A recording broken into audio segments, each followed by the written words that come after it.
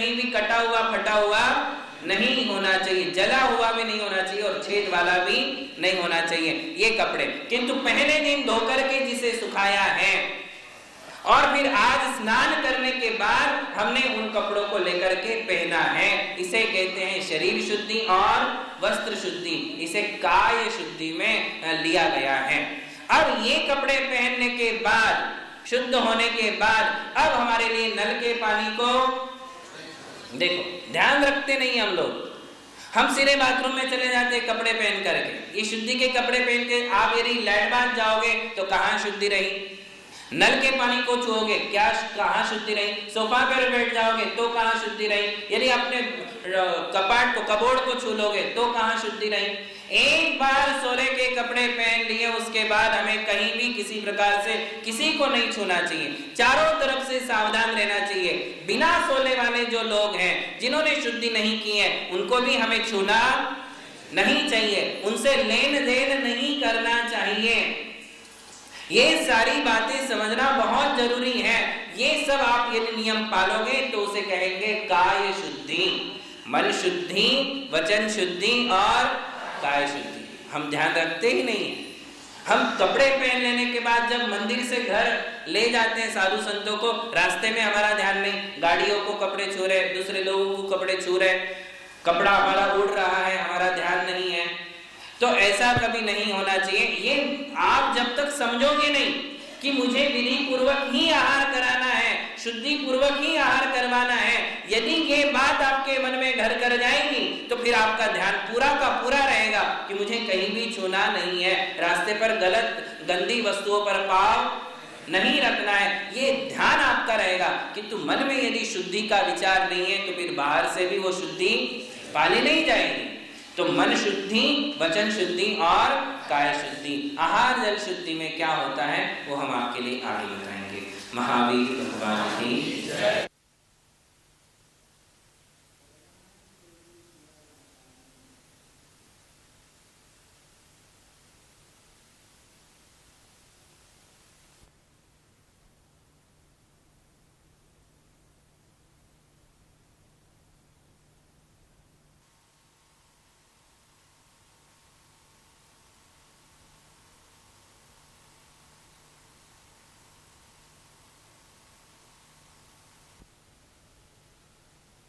प्रतिग्रहम् उच्चस्थानं पादोदकमर्चनं प्रणामं च वाक्काय मनः शुद्धि ऐषण शुद्धिश्च विधिमाह।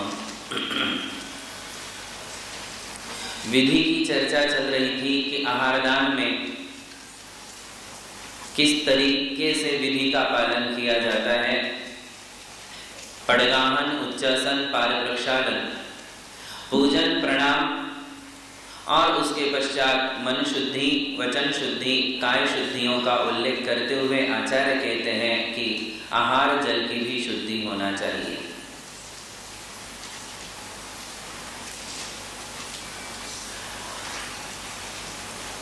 आहार जल शुद्धि का अर्थ है कि जो भोजन सामग्री हम गुरुओं के हाथ में आहार के दरमियान देने वाले हैं वह भोजन सामग्री शुद्ध होना चाहिए, प्रासूत होना चाहिए, मर्यादित होना चाहिए। इसकी चर्चा हम द्रव्य कैसा होना चाहिए इस माध्यम से करेंगे। 9 भक्तियों को तो हमने समझ लिया है, अंत की भक्ति वही है आहार जल शुद्धि।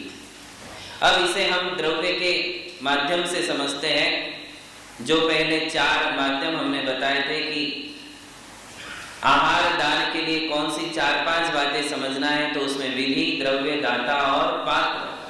तो आज हम दूसरे प्रकार को प्रारंभ करते हैं कि द्रव्य कैसा होना चाहिए।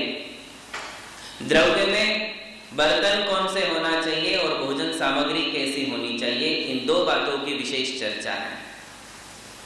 तो भोजन सामग्री की पहले चर्चा करें कि भोजन सामग्री जो होगी वो शुद्ध होगी, मर्यादित होगी।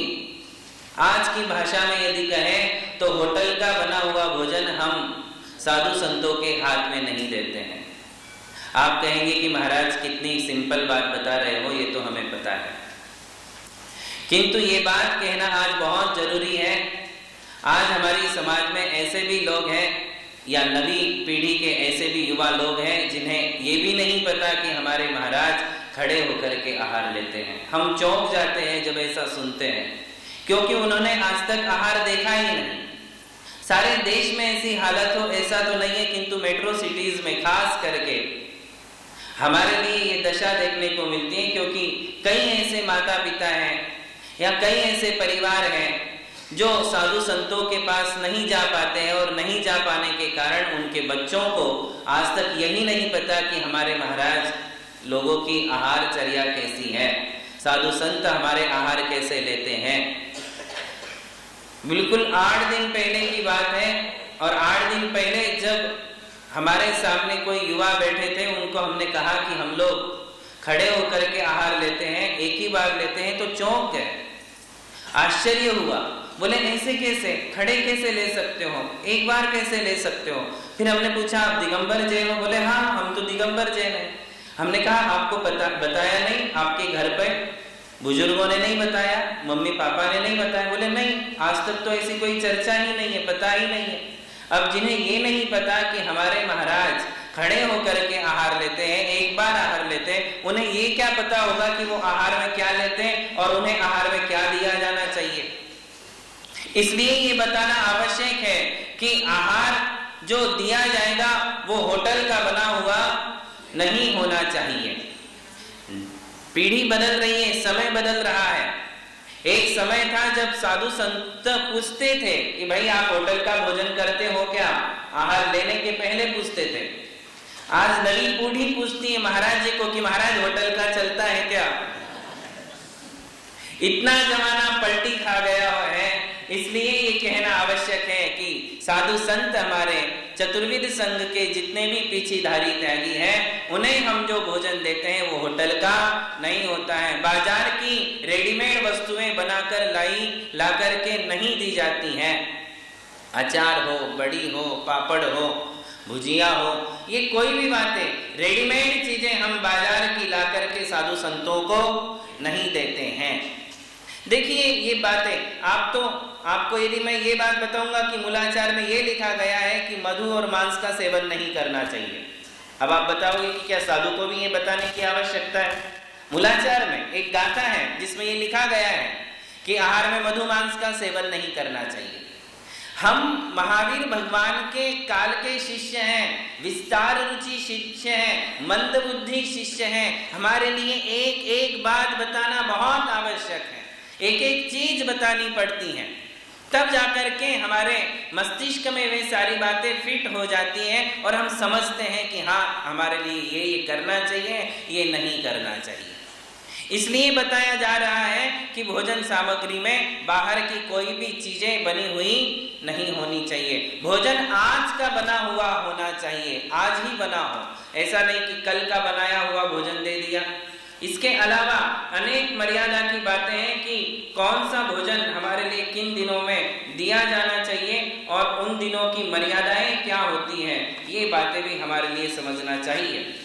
जैसे कि हम आहार में आटे का प्रयोग करते हैं, घी का प्रयोग करते हैं, तेल का प्रयोग करते हैं, मसालों का प्रयोग करते हैं, मिर्च मसाले होते हैं। इन सबके विषय में आगम में निर्देश दिया हुआ है कि कौन से दिन, 3 प्रकार के ऋतुएं होती हैं, बरसात की ऋतु है, ठंडी के दिन है, गर्मी के दिन है, तो मर्यादाएं क्या होनी चाहिए। इन बातों का भी ध्यान श्रावक को रखना है, साधु को नहीं रखना है। किसे रखना है? क्योंकि साधु बरी हो जाता है, इसलिए तो बुलवाता है आपसे। मन शुद्धि, वचन शुद्धि, काय शुद्धि, आहार जल शुद्ध है। आपने कह दिया आहार जल शुद्ध है। जब आप ये कह देते हो तो मूलाचार में कुंद स्वामी कहते हैं कि हे साधु, तुम्हारे पानी पात्र में आया हुआ आहार भोजन, उसको तुम 16 ताव से शुद्ध सोने के समान समझ करके ले लो, तुम्हारे लिए किसी प्रकार का दोष नहीं है। फिर दोष किसके माथे जाएगा? यदि आप किसी प्रकार की अशुद्धियों को रखते हो और अशुद्धियों को रखते हुए आहार देते हो, मर्यादाओं का ध्यान नहीं रखते हो, तो ये सारा दोष श्रावक को लगता है। इसलिए आपको ये मालूम होना चाहिए, नवदा भक्ति श्रावकों के लिए है, श्रावक को करना है।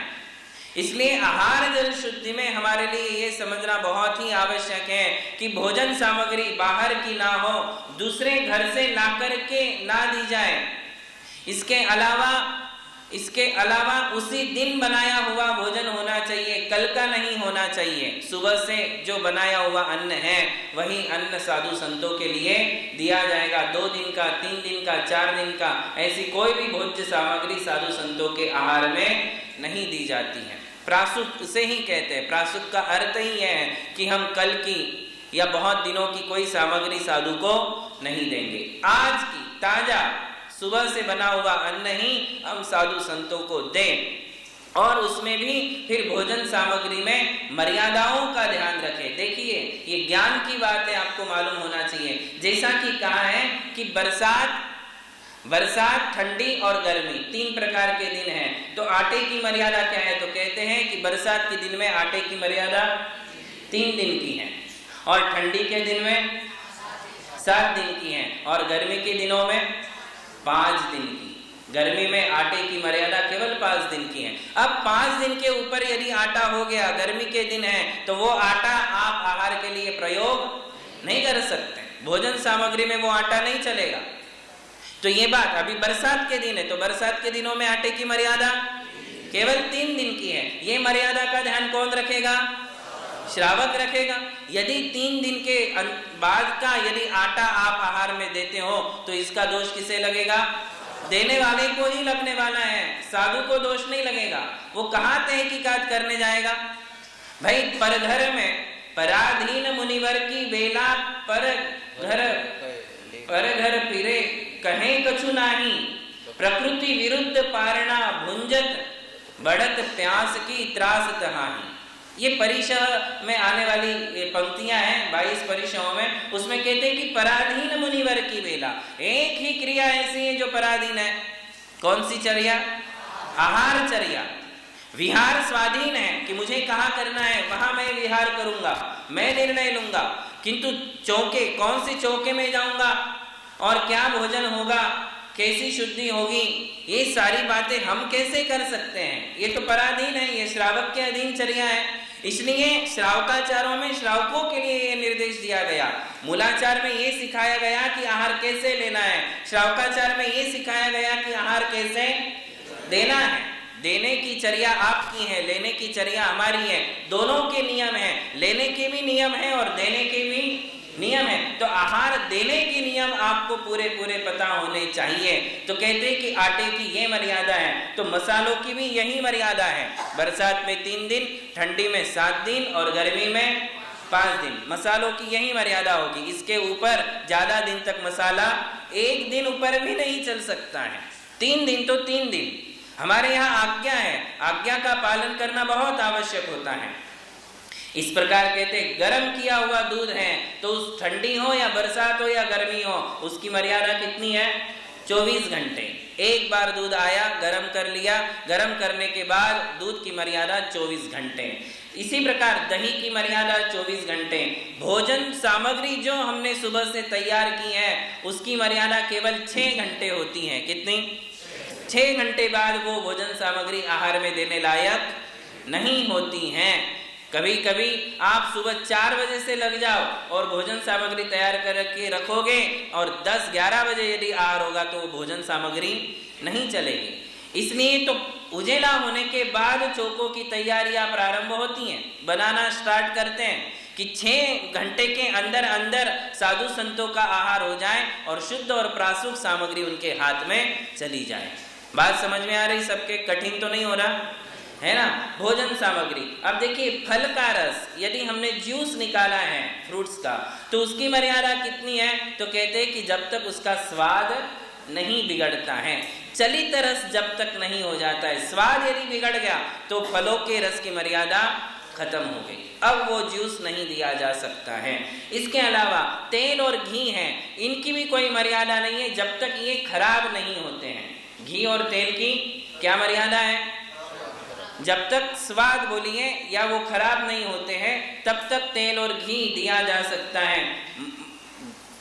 बुरा है शक्कर, बुरा शक्कर की मर्यादा बताई है बरसात में 7 दिन। कितनी? जो हम शक्कर लाते हैं बाजार से सीधे सीधे साधु संतों के आहार में नहीं दे सकते हैं, उसके लिए गर्म करके धो करके दिया जाना चाहिए वो बूरा। और वो बूरा कैसा होगा? बरसात में केवल 7 दिन चलेगा, ठंडी में 30 दिन चलेगा और गर्मी के दिनों में 15 दिन चलेगा। ये बुरे की मर्यादा है, इसके ऊपर वो बुरा नहीं चलेगा। नमक के विषय में दो मत है, उसको पृथ्वी कायिक मानते हैं। यदि सेंधा नमक है और वो पृथ्वी कायिक है धवलाकार के अनुसार, तो उसकी कोई मर्यादा नहीं है नमक की, क्योंकि वो पृथ्वी कायिक माना गया है। और पानी जो होता है गर्म किया हुआ पानी, उसकी तो 24 घंटे की मर्यादा होती है। मैं ये इसलिए आपको बता रहा हूं कि आहार दान विधि का प्रकरण है और ये श्रावकों से संबंधित क्रियाएं हैं, तो इन सारी बातों को छोड़ करके विषय पूर्ण नहीं हो सकता है।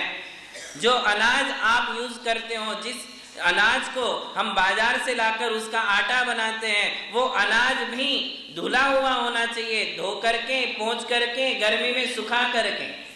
देखिए कितने नियम हैं, तब जाकर के शोधन किया हुआ अन्न अनाज होना चाहिए और फिर ऐसे अनाज से बना हुआ आटा भोजन सामग्री में यूज कर सकते हैं। तो ये है भोजन सामग्री मर्यादित और प्रासूत। कैसी होनी चाहिए? मर्यादा समझ गए आपको? बरसात के दिन, ठंडी के दिन, गर्मी के दिनों में कौन सी सामग्री कितने दिन तक चल सकती है, इसे कहते हैं मर्यादा। और प्रासूत का मतलब है कि वो ताजा अन्न होना चाहिए, बासी अन्न नहीं होना चाहिए। कोई नहीं देता है, ताजी सामग्री ही भोजन में दी जाती है। खास करके साधु संतों के लिए आज बनाया हुआ अन्न ही हम देते हैं। तो बस इतनी ही बातें भोजन सामग्री में समझना बहुत जरूरी है। पानी कुएं का ही होना चाहिए। कुएं से पानी छानने की भी एक विधि होती है, वो विधि का प्रयोग भी सबने करना ही चाहिए। आप अपने घरों में पानी छानते हो या नहीं, ये आपके ऊपर निर्भर करता है। आपको पानी छानकर पीना है या नहीं, परिवार को छानकर पिलाना है या नहीं, ये आपकी अपनी मान्यता है। आजकल एक्वागार्ड और बहुत प्रकार के जो है आरएस क्या बोलते हैं उसको, आरओ वगैरह मशीनरी आ गई है घरों में, तो लोग इस बात पर ज्यादा विश्वास नहीं करते हैं। किंतु आप आहार के लिए एक्वागार्ड और आरओ तो यूज नहीं कर सकते हैं, आपको पानी छानना ही होगा और छान करके उसको अच्छी तरीके से बॉईल करना चाहिए, जिससे अब कुएं में भी मिनरल्स बहुत होते हैं कुएं के पानी में। अब हेवी यदि मिनरल्स है तो वो साधु संतों के लिए अपायकारक हो सकते हैं, इसलिए छान करके बहुत अच्छे से बॉईल किया हुआ पानी ही। आज सारे वैद्य लोग साधु संतों की नाड़ी चेक करते हैं तो पहले पानी पूछते हैं कि पानी कौन सा पीते हो। पानी से ही बहुत जल्दी बीमारियां पकड़ में आती हैं, इसलिए हमारे लिए पानी बहुत ध्यान रखना चाहिए। पहले तो छानने की विधि, धर्म और साथ साथ स्वास्थ्य दोनों का ध्यान हमारे लिए रखना है, तो पानी छानना है। पानी छानने की एक विधि होती है, वो भी आज आपके लिए बताते हैं कि 24 अंगुल चौड़ा और 36 अंगुल लंबा ऐसा एक कपड़ा हमारे पास हो। ऐसा कपड़ा हो, इतना मोटा हो कि उसमें से सूर्य की किरण बाहर जानी नहीं चाहिए। यदि हम सूर्य के सामने वो कपड़ा रखें तो उसमें से किरण दूसरी तरफ नहीं जाए, इतना मोटा वो कपड़ा होना चाहिए। 24 अंगुल चौड़ा और 36 अंगुल लंबा ऐसा वो कपड़ा है, इतना मोटा है। और उस कपड़े को हम खाली सूखी हुई बाल्टी के ऊपर रख दें, दूसरी बाल्टी से कुएं से पानी निकालें, उस पानी को इस बाल्टी में डालें उस कपड़े के ऊपर। जब पूरा पानी छन जाता है, फिर उसमें जो जीवाणी है, जीवाणी कहते हैं, देखिए जो जलकायिक या त्रसकायिक जीव होते हैं, उसमें से जलकायिक जीव तो छनते ही नहीं है, क्योंकि जल ही जिनका शरीर है उन्हें जलकायिक जीव कहते हैं। इसलिए जलकायिक जीव तो छाने नहीं जाएंगे, किंतु कौन से जीव छाने जाएंगे? त्रसकायिक जीव। त्रसकायिक का मतलब 2 इंद्रिय, 3 इंद्रिय, 4 इंद्रिय, पंचेंद्रिय। ऐसे भी जीव हैं पंचेंद्रिय जो हमारी आंखों से नहीं दिखते। 5 इंद्रिय का जीव हमें आंखों से दिखे ही ऐसा जरूरी नहीं है। तो ये त्रस जीव होते हैं जो पानी के बिना जी नहीं सकते, ऐसे जलचर कहलाते हैं। जलचर हालांकि संगी पंचेंद्रियों का वेद है, किंतु ये पानी के सिवाय जीवन जी नहीं सकते, ऐसे त्रसजीव पानी में ही रहते हैं। अब हम उनको छान देते हैं, वो कपड़े में जो जीव अटक गए हैं वो बिना पानी के नहीं जी पाएंगे। फॉर एग्जाम्पल मछली बिना पानी के जी नहीं सकती है कि नहीं? वैसे त्रसजीव होते हैं, अनेक प्रकार के त्रसजीव जो पानी के बिना नहीं जी सकते। तो वो जब कपड़े में अटक जाते हैं तो उस कपड़े को तुरंत हमारे लिए जो है उठा लेना चाहिए। उसकी भी एक विधि है, उसको कैसे उठाना, और उठा करके जहां से पानी निकाला है ये छने हुए पानी से उसको धो देना चाहिए, जिससे वो पानी में से, वो कपड़े में से सारी जीवाणु पूर्ववत उसी पानी में चली जाए। जीवाणी का मतलब है कपड़े में जो जीव अटके हैं उन जीवों को यथावत पूर्व में जहां से पानी निकाला है उस पानी में उनका विसर्जन करना, इसे कहते जीवाणी का पालन। ये जीव दया का पालन है। इस तरीके से कम आपके लिए आहार के समय में, चौके के समय में इतनी क्रिया तो करनी ही चाहिए। आज इतने लोगों में से बहुत कम, रेयर लोग मिलेंगे जो घर में भी इस प्रकार से पानी छानने की विधि को संपन्न करते हैं, बहुत कम। और फिर छानने के बाद उसकी मर्यादा केवल 48 मिनट है। कितनी? 48 मिनट बाद उसी पानी में पुनः जीव उत्पन्न होने लग जाते हैं। इसलिए छानने के बाद तुरंत उसको गर्म कर देना चाहिए, बॉईल कर देना चाहिए। बॉईल कर दिया कि वो पानी की मर्यादा 24 घंटे हो जाती है। फिर उसमें जीवोत्पत्ति, और फिर उसी पानी से पूरा चौका बनाएं, उसी पानी से पूरी भोजन सामग्री तैयार करें, वही पानी हम स्वयं पिए, वही पानी हम साधु संतों को दें आहार में। बात समझ में आ गई? तो पानी की ये शुद्धि है। हमने जो कहा कि आहार जल शुद्ध है, उसमें ये सारी बातें हैं। बात समझ में आई? भोजन सामग्री और पानी, ये दो बातें शुद्ध होना ही चाहिए, और ऐसा ही द्रव्य हम साधु संतों को आहार में दें, शुद्ध, प्रासुक और मर्यादित। ऐसी 3 बातें हम ध्यान में लेकर के चलें।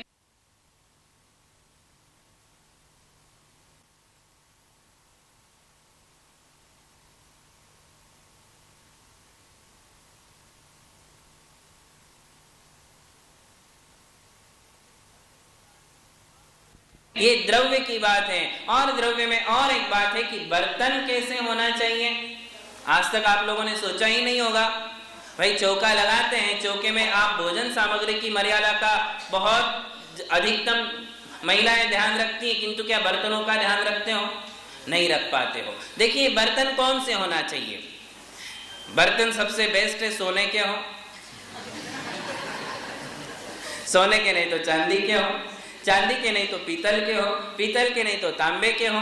किंतु हमारे प्राचीन शास्त्र कहते हैं सबसे श्रेष्ठ बर्तन कौन से हैं? तो कांसे के बर्तन। कौन से? देखिए एक श्लोक बताता हूं।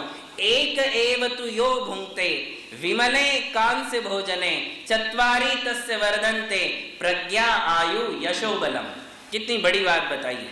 हमने पूरे शास्त्र में दूसरे बर्तन का नाम ही नहीं पढ़ा। गृहस्थों के लिए है कि गृहस्थों ने कौन से बर्तन में भोजन करना सर्वश्रेष्ठ है। तो कहते हैं सोना चांदी का नाम नहीं लिया, तांबे पीतल का नाम नहीं लिया, किसका नाम लिया? कांसे के बर्तन। कांसा पता है आपको? जब हमारे शरीर में गर्मी होती है तो पुराने लोग कांसे की कटोरी लेते हैं, पैरों में घी लगाते हैं और वो कांसे की कटोरी से पैर घिसते हैं, जिससे बोलते हैं गर्मी निकलती, काला काला सा हो जाता है तब पैरों में, वो कांसे का बर्तन कहलाता है। तो कहते हैं कि जो निर्मल ऐसे कांसे के बर्तनों में गृहस्थ भोजन करता है, बनाने की बात नहीं है क्योंकि सब सामग्री कांसे के बर्तन में ही बनेगी ऐसी जरूरी नहीं। कढ़ाई काय की होती है? वो तो एल्यूमिनियम की होती होगी वो कढ़ाई। अब वो ये सब चीजें कहां से लाओगे? बनाने की बात नहीं है। किंतु खाना किस बर्तन में है? कौन से बर्तन में? कांसे के बर्तन में। क्या लाभ है?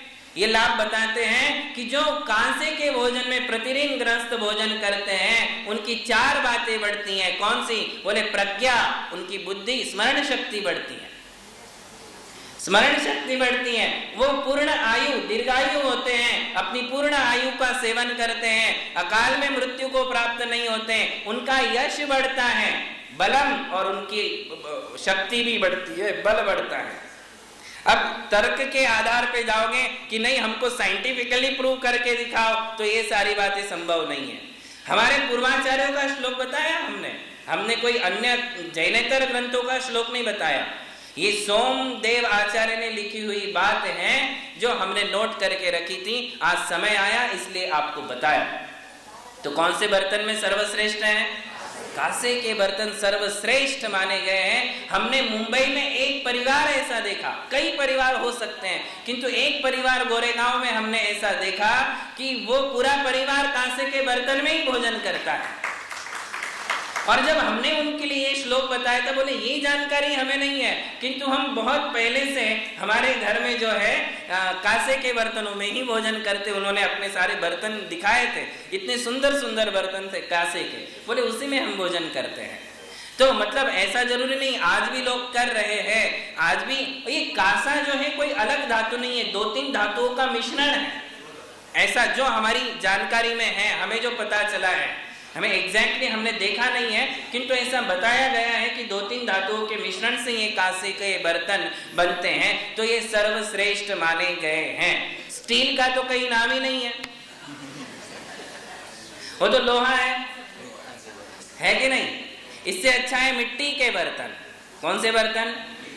हाँ, सीता ने वनवास के समय में साधुओं को आहार दिया था, किसमें दिया था? मिट्टी के बर्तनों में। सीता को सोने और चांदी की भी आदत थी और मिट्टी की भी आदत थी। देखो दोनों पर्याय में, दोनों अवस्थाओं में कितना समभाव था। बिल्कुल प्रसन्न थी, बिल्कुल खुश थी, और भोजन सामग्री बनाने के बाद साधु संतों को याद करती थी कि साधु मिल जाए तो आज उनका आहार करवा दे मिट्टी के बर्तनों में।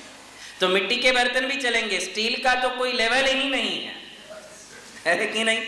किंतु आज सब कुछ ज्यादातर वही चल रहा है। इससे बेस्ट है कि कांसे का प्रयोग आप करें। अब मेन बात है कि बर्तन आहार के लिए, चौके के लिए कैसे होने चाहिए, तो आप समझ लीजिए, जिन बर्तनों में मांसाहारियों ने भोजन किया है वे बर्तन मुनियों के आहार दान में कभी प्रयोग में लाना नहीं चाहिए। आपके घरों में आहार होते हैं, पहले गांव खेड़ों में आज भी होगा, पुराने जमाने में ये बहुत ध्यान रखा जाता था कि घरों में एक बर्तन का सेट अलग रखते थे जैनेतर बंधुओं के लिए, या ऐसे लोग जो घरों में आते हैं, मांसाहारी भी होते हैं किंतु स्नेह के संबंध है, उनके लिए एक अलग बर्तन का सेट रखा जाता था। खुद श्रावक भी उसमें आहार भोजन नहीं करते थे, वो दूसरी ही एक अलग सेट रख देते, थाली अलग, उनके चाय कप अलग, सारे बर्तन अलग, ग्लास अलग, और उनको अलग से उसमें खिलाया जाता था। आज कोई भेद नहीं है, सारे बर्तन एक है, बाहर वाले अंदर वाले सब उसी में खाते हैं। तो ऐसे बर्तन ऐसे बर्तन जिन बर्तनों में मांसाहारियों ने, सप्त व्यसन वालों ने यदि भोजन किया है, तो ऐसे बर्तनों का प्रयोग आहार के लिए नहीं। और एक बात, जिन बर्तनों में मासिक अशुद्धि वाली महिलाएं भोजन करती हैं, वो बर्तन भी चौकों में प्रयोग में नहीं लाना चाहिए। ध्यान रखते हैं हम लोग, इसका भी ध्यान नहीं है। एक एक चीज समझने की है। आपको पता है, साधु संतों की बात छोड़ो, जिन बर्तनों में मासिक अशुद्धि वाली महिला भोजन करती थी, उन बर्तनों को तपाया जाता था आगी से और फिर उनको वापस किचन में लिया जाता था, तब वो शुद्ध माने जाते थे। चाहे मांसाहारी ने भोजन किए हो, चाहे वो मासिक अशुद्धि वाली महिला ने भोजन किए हो, बिना आगी से तपाए उन बर्तनों की शुद्धि, राख से उन बर्तनों की शुद्धि नहीं है। उन बर्तनों की शुद्धि गर्म करने के बाद, आग से तपाने के बाद ही होती है, तब हम प्रयोग में ले सकते, आप ले सकते हैं। फिर भी उसमें साधु संतों का आहार नहीं करवाना चाहिए, ऐसे बर्तनों को उसमें यूज नहीं करना चाहिए। इसमें कई परिवार, आज सैकड़ों परिवार ऐसे हैं जो इन बातों का ध्यान रखने के लिए कि घर में तो विवेक का पालन नहीं हो रहा, वे साधु संतों के लिए एक अलग ही पूरा बर्तन जो है, एक अलग बर्तनों का सेट बना करके रखते हैं। एक बात का उल्लेख मैं करना चाहूंगा जो वर्तमान में असंभव है, नहीं हो पा रहा है। आहार में चाहे बर्तन हो, चाहे भोजन सामग्री हो, साधु संतों का संकल्प करके कोई भोजन सामग्री बनाई नहीं जाती है। बर्तनों में भी साधु संतों का संकल्प नहीं होता है, वो उद्दिष्ट माना जाता है। किंतु वर्तमान में परिस्थितियां कुछ ऐसी हैं कि स्वयं श्रावक शुद्ध भोजन नहीं कर रहा है। जो श्रावक 12 महीना शुद्ध भोजन करेंगे, साधु संत आएंगे, अपने आप पड़गाहन करेगा, साधु को ले जाएगा। अब वो बातें नहीं रही। उद्दिष्ट दोष से बचना बहुत ही मुश्किल हो चुका है, किंतु दूसरे दोषों से बचने के लिए यदि हम अधाकर्म दोष से बचने के लिए उद्दिष्ट को एक बार स्वीकार कर लेते हैं तो कथनचित ग्राह्य है। कभी कभी बड़े दोष से बचने के लिए छोटा दोष यदि हो रहा है तो उसको स्वीकार कर लिया जाता है। जैसे व्यापार में बहुत बड़ा घाटा होने वाला है, उससे बचने के लिए यदि थोड़े से घाटे को हमें स्वीकार करना पड़ेगा तो हम स्वीकार कर लेते हैं। अधाकर्म महापाप है, महान दोष है। क्या होता है अधाकर्म, कभी समय आएगा तो हम आपको बताएंगे, किंतु उससे बचने के लिए आज उद्दिष्ट को यदि स्वीकार करना पड़ता है तो कर लेते हैं। आप बताइए, चाहे तीर्थों पर चौके लगे या घर में लगे, चौके कब लगते हैं? जब साधु संत आते हैं। साधु संतों के निमित्त से ही आज चौके लगते हैं। जहां भी जाओ, कहां? साधु संतों का ही। क्यों? क्योंकि 12 महीना आपका चौका है ही नहीं भाई। 12 महीना यदि आप वो भोजन करोगे जो साधु संतों को दिया जाता है तो फिर आपको साधु के निमित्त से अलग से चौका लगाने की बात आएगी ही नहीं, वो बारी नहीं आएगी। किंतु आप लोग शुद्ध भोजन नहीं करते हो, इसलिए बर्तन का सेट यदि कोई परिवार अलग बनाता है कि ये पूरा बर्तन का सेट चौके के लिए अलग है तो कोई दोष नहीं है, उससे जो है अशुद्धियां टल जाएगी। तो बात समझ में आई? कौन से बर्तन? जिन बर्तनों में, कांसे का तो ठीक है, जिन बर्तनों में मांसाहारियों ने या मासिक अशुद्धि वाली महिलाओं ने भोजन किया है वो बर्तन, और जिन बर्तनों में आलू प्याज की सब्जियां बनती हैं, जिन बर्तनों से आलू प्याज खाते हो, बताइए वो बर्तन कैसे चलेंगे? बात समझ में आ रही? आप लोग अपने घरों में चौका लगाना चाहते हो, लगाते हो, किंतु इन सारी बातों का ध्यान आपको रखना पड़ेगा। ऐसे सारे बर्तन आप यूज नहीं कर सकते हो, तब जाकर के वो बर्तनों की शुद्धि मानी जाएगी। विधि द्रव्य दाता पात्र में ये द्रव्य की बात चल रही है कि द्रव्य में भोजन सामग्री और बर्तन ये कैसे होने चाहिए? शुद्ध होने चाहिए, प्रासुक होने चाहिए। बर्तन भी पहले दिन धो करके, साफ करके, पोंछ करके रखे हुए होना चाहिए। भूमि निर्जंतुक होना चाहिए। बर्तनों में कहीं भी जीव जंतु नहीं होना चाहिए, गीलापन नहीं होना चाहिए। गीलापन यदि बर्तनों में रह गया तो उसमें भी सम्मूर्छन जीवों की उत्पत्ति होती है। इसलिए बिल्कुल सूखे हुए बर्तन होने चाहिए, शुद्ध होने चाहिए, और अलग एक बर्तनों का एक अलग सेट जो है होना चाहिए जो साधु संतों के लिए आप काम में ला सकते हो। तो ये किसकी बात हुई? द्रव्य की बात हुई। किसकी हुई? द्रव्य की बात हुई। तो ये द्रव्य की बात है। ये हम कहां से कहां तक आ गए? देखिए, पड़गाहन से लेकर के आहार जल शुद्धि तक आए और फिर हमने इसकी बात। एक विशेष बात हम आपको और बता देते हैं। जब हम साधु संतों को अपने घर ले जाते हैं और चौकों में विराजमान करते हैं तो उसमें दिशा का भी ध्यान रखना बहुत जरूरी है। हमारे लिए कौन सी दिशा में मुख करके साधु संतों का आहार करवाना है, इस बात का भी ध्यान रखना चाहिए। गृहस्थों के लिए तो है ही, उसमें कहा है कि आयुषः प्रांग मुखे भुंक्ते यशस्वी चोत्तरो मुखः श्री कामः पश्चिमे भुंक्ते जातु नो दक्षिणो मुखा दक्षिणा मुखा। क्या कहा गया? देखिए, गृहस्थों के लिए बात है, वही हम मुनियों के लिए भी अप्लाई करें कि पूर्व दिशा में मुख करके भोजन करने से आयुष्य की प्राप्ति होती है, दीर्घायु होता है, निरोगी होता है, और उत्तर दिशा में मुख करके भोजन करने से यशस्वी होता है। पश्चिम दिशा में मुख करके भोजन करने से श्री कामः अर्थात श्री संपन्नता बढ़ती है, मनोरथ पूर्ण होते हैं। पश्चिम में मुख करने से कई लोग पश्चिम को भी अवॉइड करते कि गलत होगा, किंतु ये हमारे प्राचीन जैन शास्त्रों का उल्लेख है कि पश्चिम की ओर मुख करने से भी श्री संपन्नता और मनोरथ पूर्ण होते हैं। इसी प्रकार जातुनो दक्षिणामुखा, किंतु दक्षिण की तरफ मुख करके कभी भोजन नहीं करना चाहिए, वो अशुभ है। तो हम चौके में भी इस बात का ध्यान रख सकते हैं। ठीक है, महाराज है, उन्हें पैसा की क्या जरूरत है, मनोरथ क्या हो सकते हैं, दीर्घायु क्या है, जितनी जीले उतनी बहुत है कि नहीं? और यश कीर्ति ख्याति पूजा लाभ की तो भाव है ही नहीं, तो क्या उनकी वाट लगाना है? अरे तो भी आप इस बात का ध्यान तो रख सकते हो कि महाराज है, उनकी भी चर्या, इसमें चर्या का भी तो अंतर पड़ेगा, उनकी संयम, उनकी साधना, उनकी तपस्या, उस पर भी तो दिशा का असर पड़ेगा। तो हम उनके लिए जब पहले ही हम उनके लिए जब पाटा लगाते हैं तो पहले ही सोच ले कि पश्चिम की तरफ या पूर्व की तरफ या उत्तर की तरफ, अधिकतम पूर्व या उत्तर दिशा को ही शुभ मानते हैं और उस तरफ मुख करके साधु संत आहार करते, तो उन्हें ये पूछने की जरूरत ही नहीं पड़े कि दिशा कौन सी है।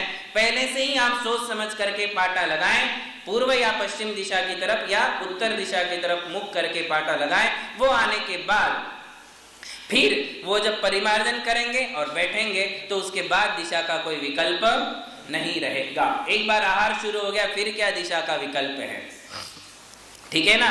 तो इसका भी ध्यान हमारे लिए रखना चाहिए। तो ये हुई दो बातें, विधि और द्रव्य। अब तीसरी बात आती है कि हमारे लिए दाता कैसा होना चाहिए।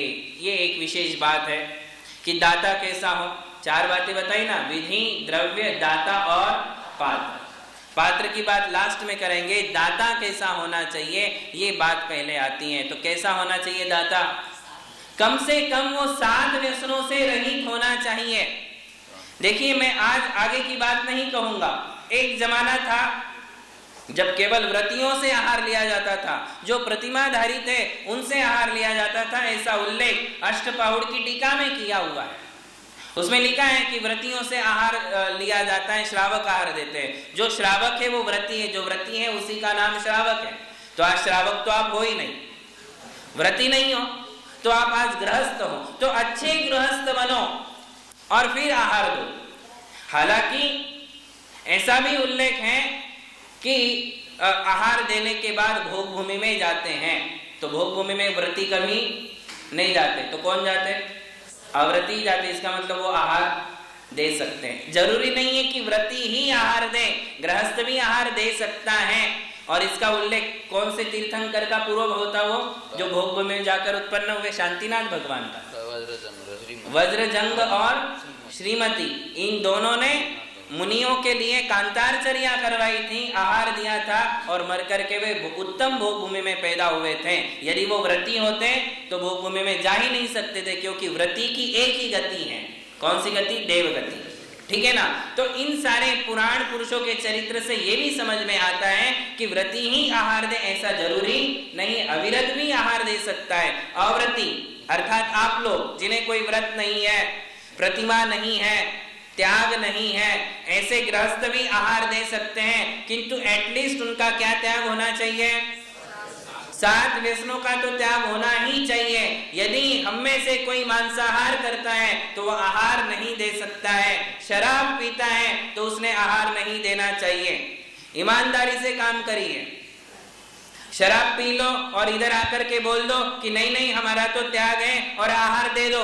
हम आपको कहते हैं किसी भी परिस्थिति में साधु को दोष लगना ही नहीं है। दोष किसको लगने वाला है? श्रावक को। यदि आप शराब पीते हो तो चौके में मत जाओ, किंतु शराब का यदि त्याग कर चुके हो, मांसाहार का त्याग है, चोरी का त्याग है, शिकार करने का त्याग है, परस्त्री सेवन का त्याग है, वेश्या सेवन का त्याग है, जुआ खेलने का त्याग है, गुटखा नहीं खाते हो, सिगरेट नहीं पीते हो, बीड़ी नहीं पीते हो, तो ही आप चौके में जाने के लायक हो, वरना आपके लिए चौके में नहीं जाना चाहिए। कई लोग गुटखा खाते हैं और उसकी बाज भी आप मुंह धोते भी नहीं हो, वैसे ही चौके में पहुंच जाते हो। कितनी गंदी बात है, कितनी गंदी बात है। कई लोग ऐसे भी कभी कभी चौके में आ जाते हैं कि रात का नशा भी उतरा नहीं है और ऐसे लोग चौके में आ जाते, शराबी। बिल्कुल उनके लिए चौके में कोई एंट्री नहीं है, प्रवेश ही नहीं है, आना ही नहीं चाहिए। और यदि बाकी लोगों को पता है कि ये व्यक्ति शराब पीता है तो उन्होंने स्ट्रिक्टली उसको मना कर देना चाहिए कि भैया चौके में नहीं आना, नहीं आना चाहिए उसने चौके में। तो इतना तो कम से कम जैनाचार का पालन होना चाहिए कि वो मद्य मांस मधु का सेवन ना करें, शहद का त्याग करें, शहद भी ना खाएं। इतना एटलीस्ट उसके जीवन में आचरण होना ही चाहिए, एकदम छूट नहीं होना चाहिए। बात समझ में आ रही? सिगरेट पीने की आदत है तो भी आहार नहीं देना। व्यसन जीवन में नहीं हो, व्यसन मुक्त यदि आपका जीवन है तो आप आहार दे सकते हो। उच्च वर्ण के होना जरूरी है, शूद्र व्यक्ति आहार नहीं दे सकता है। ब्राह्मण, क्षत्रिय और वैश्य 3 लोग आहार देने के पात्र हैं। इनमें भी जो जैनाचार का पालन करते हैं, जिन्होंने मिथ्यात्व का त्याग किया है, जो केवल जैन शासन के प्रति समर्पित हैं, इधर ध्यान दें, जो केवल जैन शासन के प्रति समर्पित हैं, वीतराग भगवान निर्ग्रंथ गुरु जैन शासन को जो मानते हैं, जिनवाणी की हर पंक्ति को जो स्वीकार करते हैं, श्रद्धा करते हैं, ऐसे जो धर्मात्मा लोग हैं उन्होंने ही आहार देना चाहिए।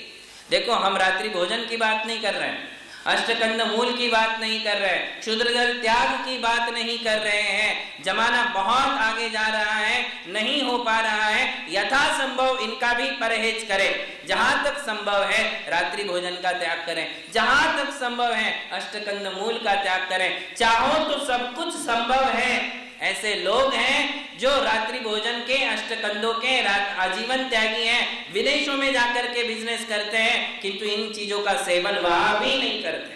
व्यसनों की तो बात ही छोड़ दो आप, विदेशों में जाकर के भी अपने धर्म का पालन करते हैं। ऐसे भी लोग हैं। यदि कोई चाहे तो सब कुछ कर सकता है, किंतु हम अपने मन को नहीं बना पाते हैं, इसलिए नहीं कर पाते, और मजबूरी भी हो सकती है। तो मैं इसके लिए कंपलसरी नहीं कह रहा हूं कि रात्रि भोजन, अष्टकंद और क्षुद्र जल का त्याग होना ही चाहिए, होटल का भोजन नहीं ही करना चाहिए। नहीं करो तो बहुत अच्छी बात है, होटल का भोजन करो तो वो मांसाहार के इक्वल ही है। क्यों इक्वल है पता है आपको? चाहे वो शाकाहारी भोजन, शाकाहारी होटल हो, आप शाकाहारी होटल में जाकर भोजन करते हो, मान लिया कि आप मांसाहारी भोजन होटल में जाते ही नहीं हो, शाकाहारी होटलों में जो भोजन बनाने वाला है क्या वो शाकाहारी है? सोचिए जरा, एक बार सोचिए, क्या शाकाहारी होटलों में भोजन करने के लिए जाने वाला हर व्यक्ति शाकाहारी है? बनाने वाला भी जरूरी नहीं है कि शाकाहारी हो, और शाकाहारी भोजनालय में जाकर खाने वाले भी जरूरी नहीं है कि वो शाकाहारी हो। बर्तन सारे अशुद्ध है, बनाने वाला अशुद्ध है, मांसाहार का संपर्क शाकाहारी होटलों में भी है। इसलिए जहां तक संभव है अपनी आशा, तृष्णा, इच्छाओं को रोकें, और जहां तक संभव है हम इनका भी परहेज करें। किंतु कंपलसरी नियम कौन से हैं आहार दान देने के लिए? 7 व्यसनों का तो त्याग होना ही चाहिए, और यदि नहीं है तो उसने चौके में प्रवेश भी नहीं करना चाहिए। उसके प्रवेश करने मात्र से चौका अशुद्ध होने वाला है। बात समझ में आ रही? ये जैनाचार है, ये कुलाचार है। यहाँ गुणस्थान वाइज चर्चा मत करिए कि चौथे गुणस्थान में क्या आवश्यक है, क्या अनावश्यक है। उन परिभाषाओं में जाने की बजाय हम जैन कुल में उत्पन्न हुए हैं, हमारा जैनाचार क्या होना चाहिए ये हमारे लिए समझना ही पड़ेगा। तो बात समझ में आ रही? दाता कैसा हो? 7 व्यसनों से रहित हो, और जहां तक संभव है कौन कौन सी बातों को टाले? रात्रि भोजन, अष्टकंद और होटल का भोजन, ये जहां तक संभव है। किंतु जिस दिन आपने आहार दिया है, कम से कम उस दिन तो आपने 8 कंदों का सेवन नहीं करना चाहिए। रात्रि भोजन उस दिन तो आपका त्याग होना ही चाहिए। होटल का आपने उस दिन भोजन नहीं करना चाहिए। एक दिन का तो नियम आपको पालना ही चाहिए। ये यथासंभव त्याग की बात है, किंतु जो आवश्यक अनिवार्य नियम है वो यही है कि हमें पंच उदुम्बर फल जो हम लोग नहीं खाते हैं, और 3 मकार अर्थात 7 व्यसन, इन सारी बातों का हमें परहेज करना ही पड़ेगा। बात समझ में आ गई? ये दाता के नियम हो गए। कुछ नियम हमने काय शुद्धि के दरमियान बताए थे, वो भी ध्यान में रखना चाहिए कि हमारे